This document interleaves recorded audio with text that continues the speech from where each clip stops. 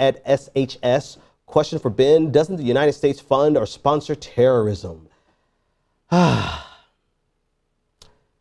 Freedom fighter or a terrorist? Hegemony or empire? You know, it depends on who you're asking, right? So you're asking me, and of course, I'm not going to give you a straight answer. This is what I'm going to say. The people who experience what America does in the Middle East would, in no uncertain terms, call it terrorism. And I think that's a fair statement. And I want to leave it there, but there's so much more that I want to say, so I don't really know if I want to leave it there or not. Here's the problem. I guess I want to say something. Here's the problem. All right.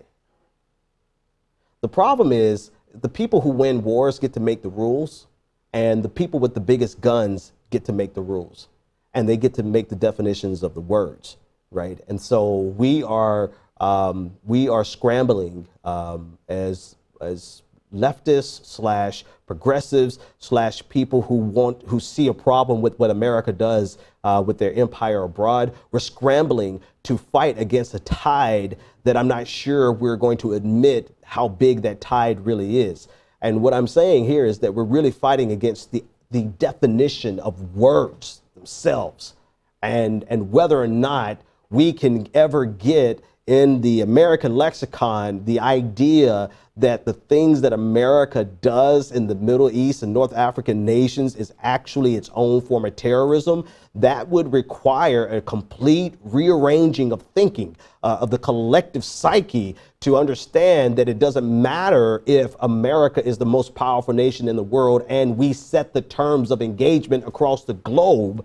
It doesn't matter. What matters is America a threat in a similar fashion? Does America engage in behaviors that are similar to, because as we define terrorism, political ends, right? You're engaging in acts of violence for political ends. I mean, but that definition itself, war in itself is terrorism.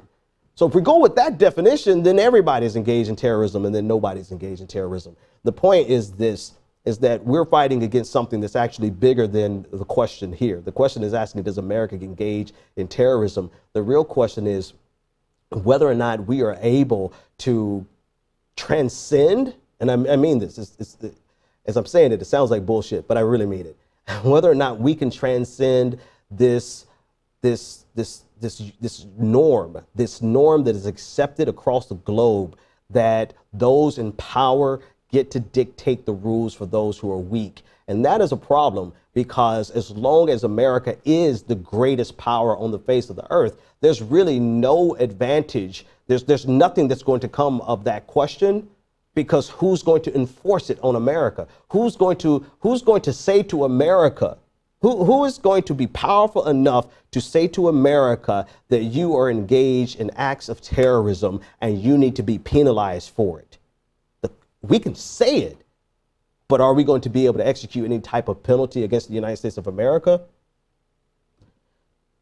No, we won't. But the simplistic answer is for anyone who's experiencing America's adventurism abroad in the Middle East and North African nations in particular, I have no question in my mind that they would view America as the greatest purveyor of terrorism. Ask someone in Kansas and they'll say, you're just a communist.